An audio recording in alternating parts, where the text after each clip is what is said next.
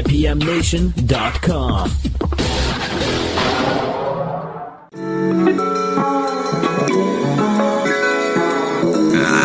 Living in a city, when you're in it, watch the people walk by. And if you listen real close, you can hear them talk about their lives. And some hate it, some love it, some are felt, some are just tired. These are the people in the neighborhood, they just trying to make it out right. Hey, good evening, everybody. This is Dr. John Rich, and you've reached Dr. John's Neighborhood.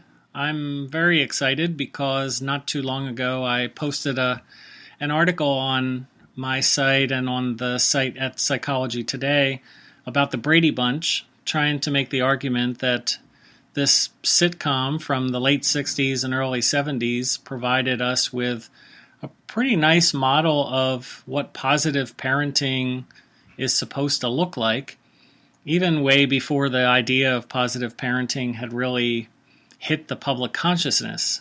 And as a result, I got an email from Lloyd J. Schwartz, who's on the line with me right now. He's the son of Sherwood Schwartz, who was the executive producer and creator of the Brady Bunch. And I have this incredible opportunity to talk about the show and the intent of the show and just kind of dive into how the Brady Bunch impacted me and I think has impacted millions of other people. Now that we have MeTV out there, a lot of people who didn't even know about it are getting an opportunity to experience it. So, Mr. Schwartz, say hello to the audience. Hello, audience. Yeah, I'm happy to talk to you. And John, you directed the first 6. Is that right? I'm kidding. Oh, yes, right. Yes, so right. The John director Rich of the was first 6 episodes actually was named John Rich. Yeah, he was a pretty big deal. He directed a bunch of All in the Family episodes as well. Yeah. So when Very that name guy. comes up, yeah. Well, I don't know anything about him except that every time that comes up, I'm like, oh, there we go. Yeah, exactly. Well, we could talk about him, but that's outside. I think what you want to talk about today. Yeah. So one of the things that you said that I thought, well, actually, let's fill everybody in on who your father Sherwood was and how he was responsible for the show, and then where you came in, and just what's that timeline there? Well, Dad started off writing originally on radio, Bob Hope, and then did a lot of shows on the radio, and then during World War II, Armed Forces Radio.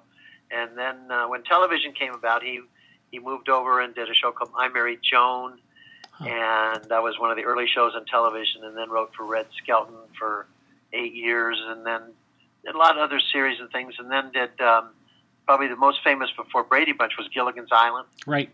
And he did that, and that was, after that went down, he created the Brady Bunch based upon a little article he saw in the newspaper, a little filler actually, that said for every new family that comes together from parents from different families, they brought 30% brought children into it, and he thought that was a fascinating idea, and created the show.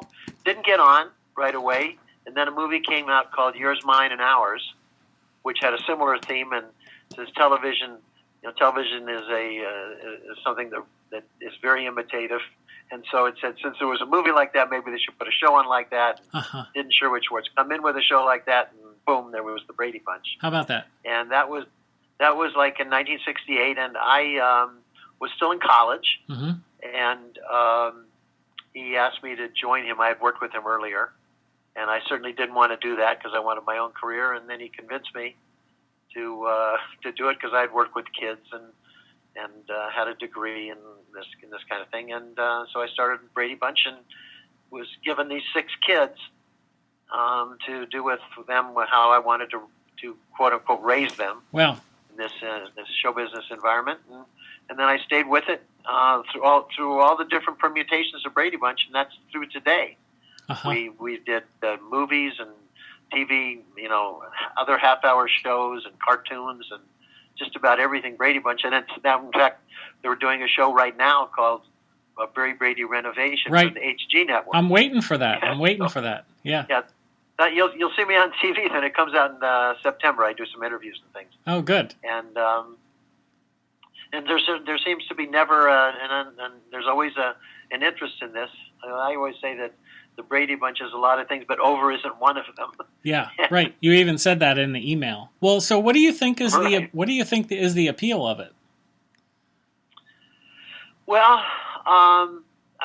just in terms of why it continues to exist, it was first of all, it was the first family show that was in color.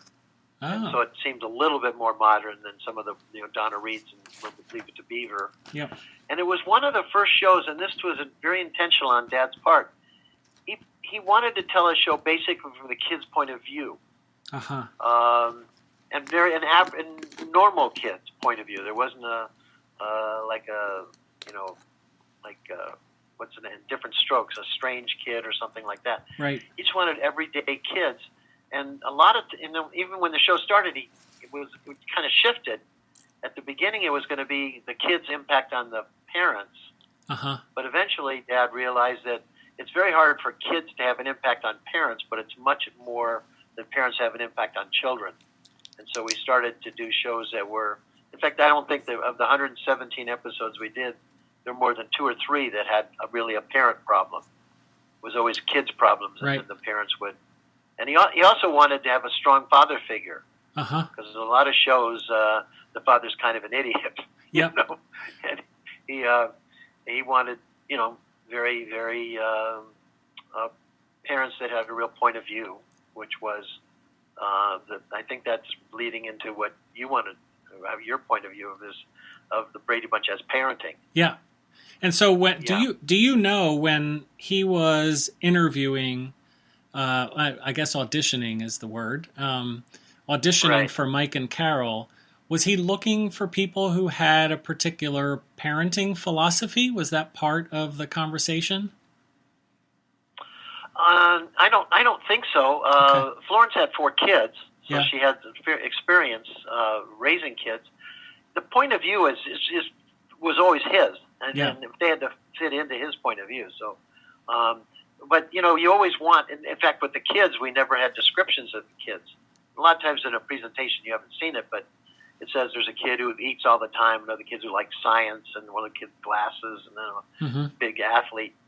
None of the Brady kids were that. Right. They were just who they were, and then we started to write toward who they were in real life. Oh, is that right? Did Greg start to feel like he was a real ladies' man as he grew up? Because his character certainly, he starts wearing the fringe jackets and all that stuff. Yeah. Oh yeah, yes, that is Barry to this day. It's funny if you ever ask the kids about their acting kind of attitude toward their brothers and sisters, they'll always talk about how they really were, because that's who they were with just different names. The only the kids, Dad wanted a boy who would seem a bit of a take charge guy, who would be the leader of the kids because he was the oldest. So that was one of the few descriptions, if you want to call it that. He did an interesting thing in terms of the casting. He wanted kids who were focused, and he had a little trick where kids would come in and he would have little toys on his coffee table there when he would be talking to them, and if they were distracted by the toys, he didn't really feel that they could focus enough. Oh, how about that? So they kind of, So, and many of the shows, many of the episodes came from our real life. Right. There was, the things that would happen to me or would happen to. I have 2 brothers and a sister. We're not a blended family, but we did have a housekeeper. Okay. Did she have to wear a blue costume and with the white? She wore a uniform. She did. She did wear a uniform. Yeah. It was a more formal time, the 50s, and 60s. Yeah.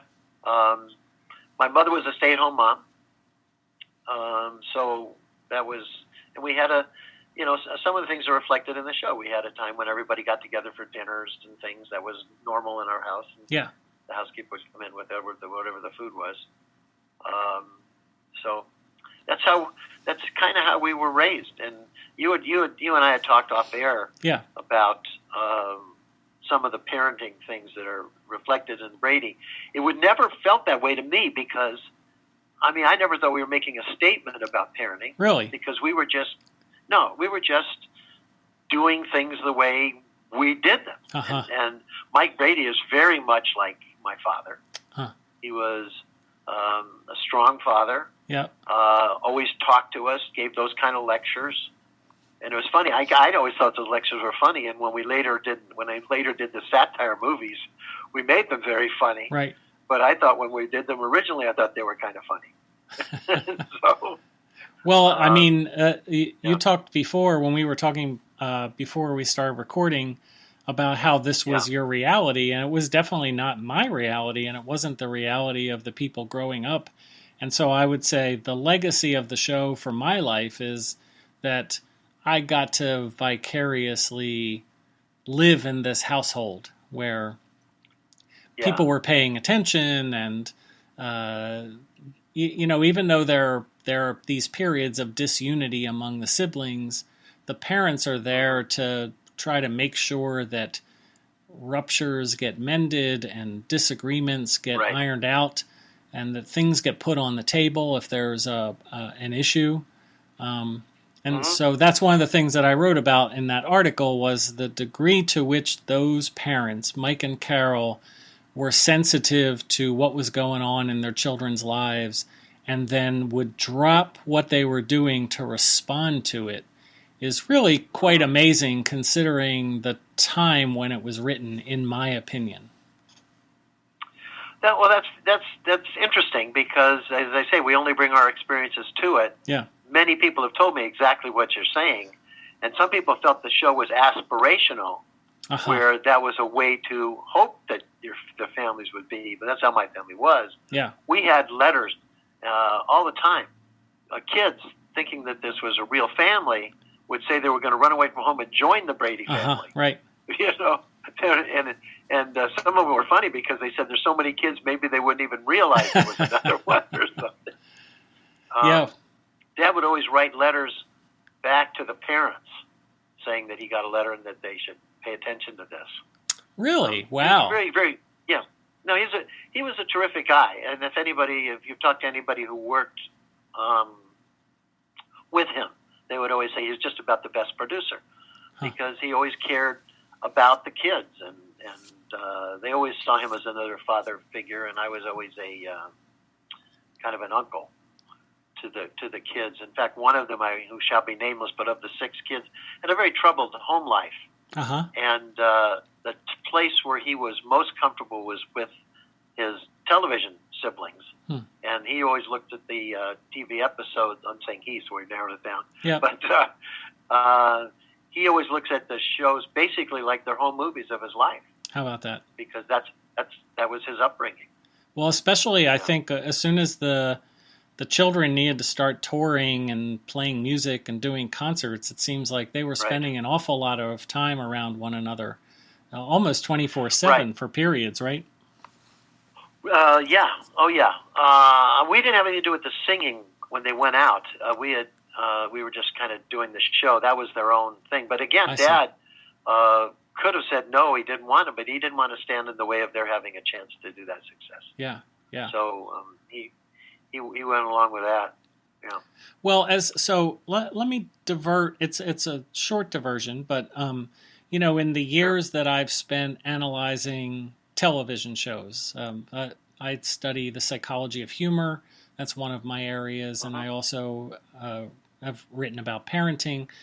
One of the things that I've noticed, particularly about sitcoms that have parents, is that the parents tend to either be, as you said earlier, complete idiots, and that the source of the comedy is how much smarter the kids are and how the kids are getting one over on mom and dad, or they're just kind of tangential to the story. They're there, but it's not really the point.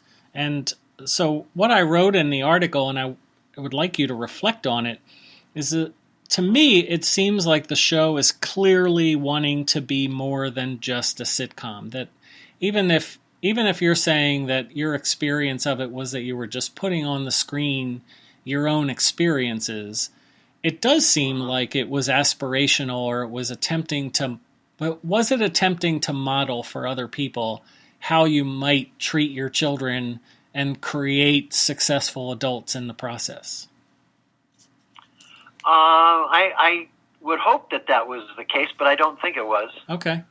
we were doing a show, but Dad was very cognizant of the fact that we were reaching people. Yeah. And that it was, and that he would never do anything that he didn't feel wasn't in the best interest of kids, or therefore in the best interest of the audience. But I don't think he viewed it as we're going to teach lessons. Uh-huh. He was very moral, and so many of the episodes had these things that you learn from, and in fact, Paramount in later years cut the episodes down to 6 or 7 minutes, and they were educational films, right, for schools because of the points that they made. Yeah, I would love to see those. I don't know how to get a hold of those, but if you, I don't know either. They Paramount under Oxford Films. So if you talk to Paramount Studios, and they might, I'm sure they keep everything. So I'm sure it's somewhere. I've not seen it myself. I was just always amused at the idea. Yeah. That they did that. Yeah. So you grew up in a household that was, pretty positive. What about your father? What was his household like? Did his parents also raise him in a pretty proactive and pro-social way? I don't think so. Is that right? He had 2 brothers and a sister. Mm-hmm. He had 2 sons. He had 2 siblings that died early, that had a great impact on his mother. Mm-hmm. They were very simple people. They'd come over from like Lithuania, obviously a long time ago. His father had a little store. His mother was there. She was very strict. She ran the household, the mother. Mm-hmm. And my father was the favorite of all the kids, so much so, and was very not like Brady Bunch, but very much so that the youngest of the kids had to carry my father's books around and stuff. And he was like the golden child. Wow. Yeah. And then all 3 of the brothers did go into writing.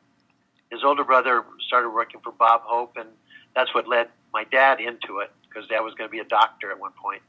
And then when there was a Jewish quota, he veered away and then started writing jokes for Bob Hope, and that led him. And the younger brother, in fact, they worked for a lot of those early comedians. His younger brother worked for like Groucho Marx, and his older brother worked for Jackie Gleason, and Milton Berle, and all those kind of people. Yeah. So that was part of my childhood, was very show business. Yeah. I remember one time there was a dinner party, and Henny Youngman and Maury Amsterdam were over, and I was stuck in a room with the 2 of them, and they were just firing one joke after another. I was like 8 or 9 or something, and they were telling all these jokes, and I couldn't get out of there. And it was like going 10 rounds with Muhammad Ali or something. Well, that sounds like a charmed childhood there. It was great. Yeah. It was great, and I did a lot of other stuff in terms of college and things, but I've never really had much of a job, because I've never considered what I do work. Uh-huh. It's kind of like summer camp all the time, doing arts and crafts. Yeah. And I did that in grammar school, high school, college, and so now when I do this, just more people have a chance to see it. That's all. Yeah. Well, so the reason that I asked about your father's upbringing is just because one of the things that I'm interested in is the idea that most people parent their own children the way that they themselves were parented, and that can be good or bad. If you were raised in an abusive household, then that abuse tends to transmit to the next generation. If you were brought up in a more respectful household, then respect is kind of your go-to way of handling your children. So, for the... I don't think that was the case with my dad. He didn't mirror his that. And in fact, with my kids, I have 2 sons, and one of my sons has 2 sons. Mm-hmm.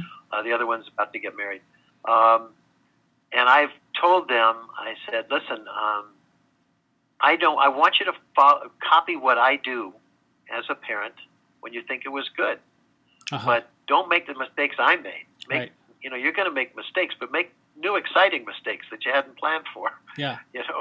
Well, that takes a strong ego to say that, Because some parents don't want to have the mirror shined up at them like that. Yeah. Well, I think it's funny. My son is a more stricter parent than I was. Uh-huh. I don't know where you come out in terms of like kids crying in the other room and close the door and let them cry it out. They have to be taught. And my wife and I said, well, that just teaches them if you cry out, nobody's going to come for you. Right. And so we just threw that out, and we just grab them and throw them in our bed, and that was the end of it. Uh-huh.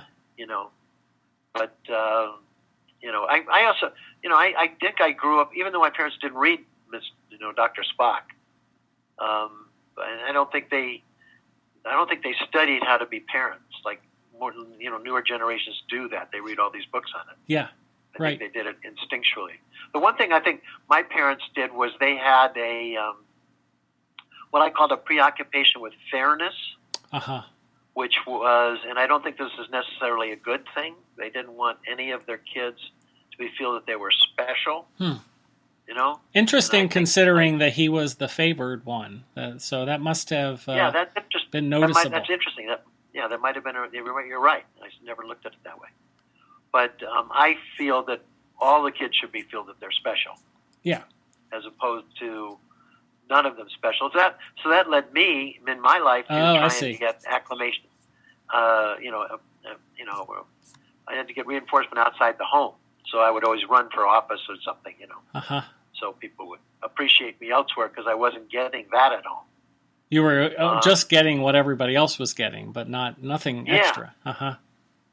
Yeah, well, there's a lot of research about, how children at a certain point need to develop their own niche. They need to develop an area where they get recognition because they're exceeding or excelling over their siblings in some area that the other ones are not. Right. And that's what so that's what I did. That's one of the reasons Dad had to convince me to join him on the show, because I was going on my own path. Mm-hmm. And but we were the only father-son producing team in the business, and I think that still might be true. I mean, there's been fathers and sons in the business, but not two that work together. Not at the same time. Carl and Rob Reiner never did anything together. No, certainly not like what we did. Yeah. And it's funny. I knew Carl, and I went to school with Rob. It was funny. We took a class, history of television, at UCLA. Oh, how about that? And I remember the teacher being wrong a lot of the times. Oh yeah, because our parents actually started television. So what's she going to talk about? Right. Well, that's funny. That's another one of my favorite shows. Is actually my first academic paper was about All in the Family, and the impact of that show as well. I think that was the best TV show I've ever done. Yeah, All in the Family myself. Yeah, it's pretty amazing. I wonder whether you could make it now, because some of what they took on is a little too controversial, I think, for today's ears. No, certainly can do it. But you see, the television landscape has changed so completely, and maybe they can't do that on network television now. Okay, right. But take a look at cable. Yeah. I mean, they have all kinds of things, all over, everywhere. But that's again a whole different story about what's happening to television. Could a show like Brady, the original Brady, be on regular network television? Well, I've been talking to them about it, and most of the time they say it has to be edgier because they're trying to compete with cable. Mm-hmm. But I feel that it would be just fine on television. But, supposedly the experts know. So, I remember, I forget which one of the reunion movies it was, that there was a scene where Bobby, it might have been the Christmas one, I think it's Bobby comes home, or maybe it's Peter, and knocks on the door, and the parents are expecting someone else, and so they answer the door, and they're like, oh, it's just you, and he says, well, that was one hell of a reception. I remember being shocked that one of the Bradys actually used a profanity.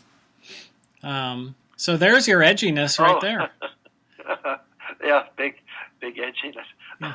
I wrote that, whatever that was. So, oh, did you? Yeah. I wrote all the reunion movies. Huh. And you try to bring them up to date a bit. Yeah. But it was one of the, when we did the Very Brady Christmas, and it had been a few years since the show was off, and the kids had all moved out of the house. And so Dad and I took a virtual tour of the house, saying, okay, you're parents and your kids have moved out, but you're still living in the same house. What would you do? Right. Well, you would change the kitchen into like this, and you change the family room into an exercise room, do all these different things. And then we got letters saying, what's the matter? They couldn't have put the house back the way it was. Right. Did they at least put a toilet in the bathroom for the? I never noticed that. You know, the show they're doing now, they're actually putting because they're taking the stock shot of the house, which was we were never shot at that house. We shot on stage, and so they took the stock shot of that house, and they're now making the house that was inside that to look exactly like the Brady House. That's the series that they're doing. Wow, I didn't know that was the angle. Yeah, it wasn't my idea. It's a brilliant idea, and I think that, and I've been over there as recently as of yesterday, and you're watching the construction of all this, and you're seeing the house come out of the ground. Every time we do one of the reunion movies, the house comes out of the ground. I see it again, but this is the real house. How about that? There's real toilets and things and stuff. You know? It takes a lot longer than it would take because I can get a set up in a couple of days. Right. But this is taking months. But this has to be for real, ceilings and things, Yeah. So I did have somebody who follows me on social media who wanted me to ask whether or not, it sounds like you intimated that you've pitched the idea of doing another reunion show, and it hasn't really gotten any traction. Is that accurate, or not a true reunion show? It would be a kind of it would take off from a certain area and go someplace else. Okay. I'm kind of done with because mostly Florence is gone and Annie's gone and Bob is gone, so I'm kind of done with the idea of let's all get together again that way. So it would be new and different. Yeah. But there's always things in the work. Those things are in the work. But it depends, the vicissitudes of our business. It keeps changing, and studios change, and presidents change, and we've come close, and then out and on, and like that. Yeah. And I'm some of the times it's like we did the satire feature films, and then we did a satire for television, and that always intrigues me. And we're doing Very Brady Musical, which is a satire, which will probably we were just in New York doing a backers audition, and I think that'll start a national tour or something. I don't know, at the end of this year. Wow. Yeah, you're busy. How about that? Well, that's just some Brady stuff. Yeah, right. Yeah. Yeah. It's funny, the Brady Bunch, I didn't think it could be satirized. And then some people did this show called The Real Live Brady Bunch, where they just took scripts and they did it as satirically, because when you're actually involved in something, it just is what it is. And then I saw that it could be satirized, which led to the feature films. Yeah. When they wanted us to do the Very Brady movie, the Brady Bunch movie. When they wanted us to do the Brady Bunch movie, they said, we want to do a Brady Bunch movie. And I talked to Dad, and I said, there's all we have for a movie is 6 kids in a house, unless we do it as a satire. Right. And Dad I give him all the credit in the world, because he said, you're right. And so we went back to Paramount and said, you want to do a Brady Bunch movie, but it has to be a satire. And they said, okay. They didn't care, because they thought the title was going to be strong enough to bring in an audience, but I didn't feel that. And so then it was a big hit movie. So. Yeah, it's a great movie. I've seen it several times, and it's still funny. Yeah. It was, but, we wanted to do an affectionate satire, and it's a whole other story that we won't go and get into here, but when we said satire, they turned what we wanted to do into a very cutting. All the girls were prostitutes. That's how far they wanted to go. Oh. And so we had to stand our ground and threaten things, and then they changed it into the movie that you saw. Which, as I said, it's an effect. It's for people that really don't like the Brady Bunch, they can laugh at it, and for people that love the Brady Bunch, they can laugh at it. Yeah, that was our idea. It kind of makes me think of they did a Muppet movie with Jason Segel a number of years ago. Yeah. And Jason Segel described it as like a love letter to the show. And those movies seem like that to me, as somebody that appreciated the show. When you see Marcia getting hit in the nose with the football, it just kind of calls to mind some of those moments. By the way, in the original series, I threw the ball. You threw the ball, yeah. But you didn't really hit her, right? No, I hit her. Oh, you did? But it was a Nerf football. I mean, they switched out the regular football for just that one close-up. And I see. It was a sponge rubber thing. Well, there you go. Look at that. That's a nice little memory to know that, because that's one of the pivotal moments of the show. Like, everybody remembers that. You know, it's funny. They did a book called "Stay Tuned" about the 50 greatest moments in the history of television. Uh-huh. And of them, 13 were entertainment, and that was one of them. Wow. And so I was on this, not a real panel, but I always thought of myself as on a panel with other people who did famous things. One of them being Neil Armstrong, who landed on the moon. Oh my gosh, which was also famous. Uh-huh. You know, right. That was also famous. Yeah. And pork chops and applesauce, plenty of. Now things. that one, Chris played Peter. And in the script it said he says this like Humphrey Bogart. Uh-huh. Well, he had never heard of Humphrey Bogart. Oh, okay.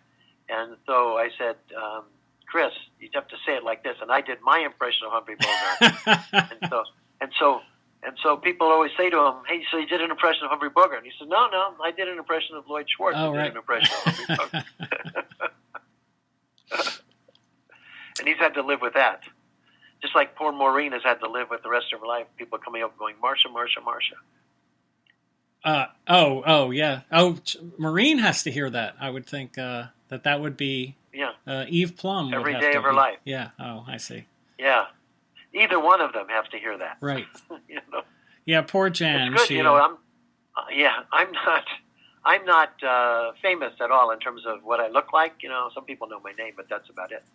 But they can't.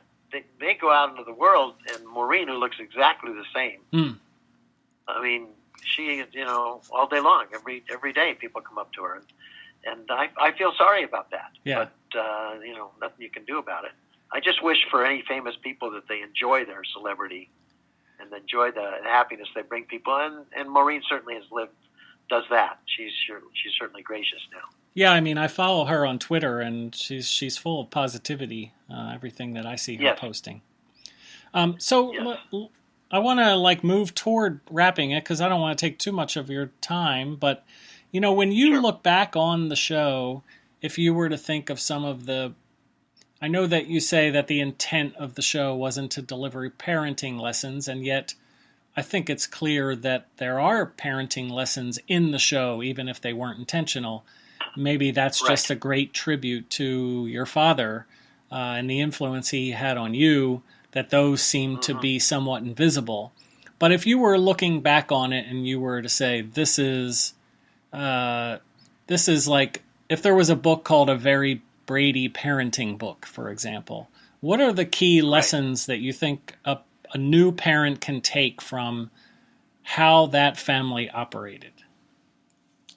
Well, I think what you said when we first started talking was that the parent paying attention to the kids and realizing that the kid's problem is very important to the kid, and that's never to be diminished. Yeah. You know? Yep. And I think in my life that if I would say to my folks that there was, you know, this kid was a bully or whatever it was to me, that became very important to the kid. Yeah. As important as my parents also never brought their problems to me, to the kids. Hmm. You know, and I know a lot of parents have their difficulty with money or something. That never, ever, I never knew about any of those things. Yeah. So I'll tell you, but there is one thing I wouldn't do, which my parents did to me, which is in the show. And if I would change any episode, that would be the one where they tried to guilt the kid into making a decision. Oh yeah, what episode is that? That was when Peter broke the vase. Yep. And then yes, and then they take him and buy him a bunch of. They buy him the lantern and right. Yep. And I have said to my kids, I said, I'm going to tell you what I think, and I'm not going to try and manipulate you And that was one episode they were trying to manipulate him. And I said, just tell me, tell me what you want. Yeah. And that was what I used to call, in my whole life, I used to call that the rake philosophy of life, which is like you're sitting in the room and your dad walks by with a rake, hoping that you'll jump up and run over and grab the rake and say, let me do that. Mm.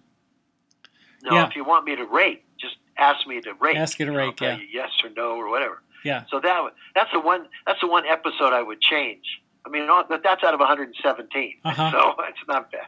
That's not bad. You know, the article that brought us together is based on this work that I'm doing with my students here at the school, and there was a pretty strong reaction to that. Like, why, this kid deserves some kind of discipline or at least one of those stern talks, and instead they're buying him the lantern and they're making him give the punishments to the other kids. So your students brought that up. Yes. I'm really glad because now I'm a parent myself and I was a kid and I just took that's the way it is. And I go, oh, no. When I said to you earlier, don't make the same mistakes I make, that's my mistake, my parents make. Yeah. One other thing that they bring up pretty consistently, and I'm curious to know your reflections on it, is that there are times where the parents actually, there's some kind of punishment. They never spank, although there are two times where he raises his hand, but he never touches anybody. They never spank. No. But sometimes they'll, you can't go to the ball game, or, no allowance for a certain number of times or whatever. So some kind of discipline for what they've done. Mm-hmm. And then other times it seems like the lesson is that the punishment is just me seeing that you feel badly about the choice that you make. And I'm curious, for you as a parent, is that sometimes enough? This may sound crazy. I never punished either of my kids, not once, in their 30s now. They never needed it. I'm not, that's just the way it is. Yeah. The most I ever had to do with my kids was give them a look. Right. That was it. Yeah. And one of the things my wife and I, we said we would never hit the kids. Yeah. Ever. Right. And the reason for that is I don't know how to tell somebody don't hit somebody if I've done it. Yeah. So that was off the table, but I never had to punish. So my kids were just really wonderful people now too. Mm-hmm. And people would say, how did you do this? And I said, if your kids gave you trouble, and I said, I'm the wrong person to talk to. Some of that is just inherent in who they are. I'm glad I didn't have a troubled kid. Yeah. In some way who would do that. I never was challenged that way. Well, this is definitely, I've done a lot of writing about not spanking. I grew up in a home where there was spanking, and I grew up with parents who were spanked frequently and severely for, most of their childhood. And I write about that, and the reaction that some parents have is that this is how you raise spoiled children. Spare the rod, spoil the child, and all of that stuff. And in my experience with my own children, who I also think are great, although I have disciplined them in other ways at times, is that it's the opposite. That the spankings and the kinds of the use of the guilt or whatever can tend to make the child separate from you so that you don't really know what's going on.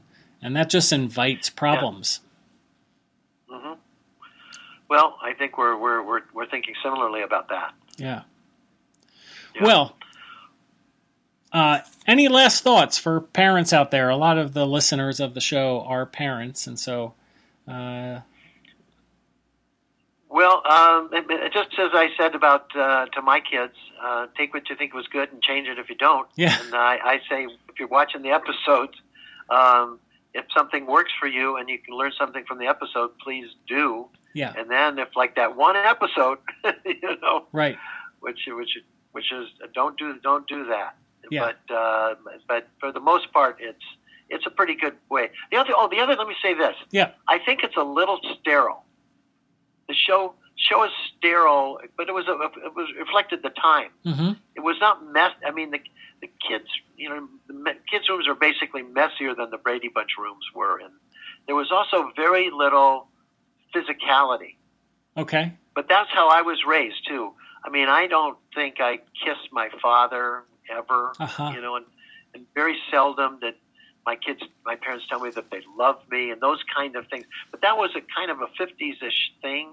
Yeah. I mean, they were certainly there for me, and I knew that but being vocal about that, you know, I think is very important, and putting your arm around your kid and having that kind of physical stuff is important, and I think you miss that. Yeah. And so I would if you look at the episodes, there's not enough of that in it. And when it ever is in it, it was kind of not in the script, and I would make them do that because I think I was missing it. There was I think there's one episode, because we just finished watching all of them. That's the study that we're doing. So we've watched every single episode. And wow. I think he kisses Jan one time. That's the only time that we've seen that. So that's interesting that you bring it up. It didn't occur to me to bring that up in the context of the conversation, but those real obvious displays of affection are definitely a part of positive parenting that I hadn't really put together with the analysis. Well, I'm glad we're saying it here, and maybe if you're writing about it, I think that was missing from the show, and I think that would be more healthy to have that in there. Well, that's great. That's a great ending. I was going to ask you how might Mike and Carol parent differently in 2019, but it seems like adding that to the repertoire. Because this wasn't in my home, I had to make a conscious effort with my wife. We talked about that, and we're much more physical. We're very physical with our kids. Yeah. Yeah. Well, that's great. That's great for parents to be. Any parents out there listening who are able to be self-reflective and to decide, even if this feels a little foreign, I'm going to take the leap and do some of these things that Dr. Rich or some other parenting experts are advocating. I think that's really great for people to recognize that their own upbringing is just an incomplete picture. Yeah. And as I say, make new mistakes, make new exciting mistakes. Don't make mine. Love it. Love it. Well, Mr. Schwartz, thanks again so much for your time. And I've enjoyed this. Yeah, me too. Thank you, listeners, for tuning in. I will talk to you next week. Living in a city, when you're in it, watch the people walk by. And if you listen real close, you can hear them talk about their lives. And some hate it, some love it, some are thought, some are just tired. These are the people in the neighborhood, they just trying to make it out right. See, she never wanna be a new IPMNation.com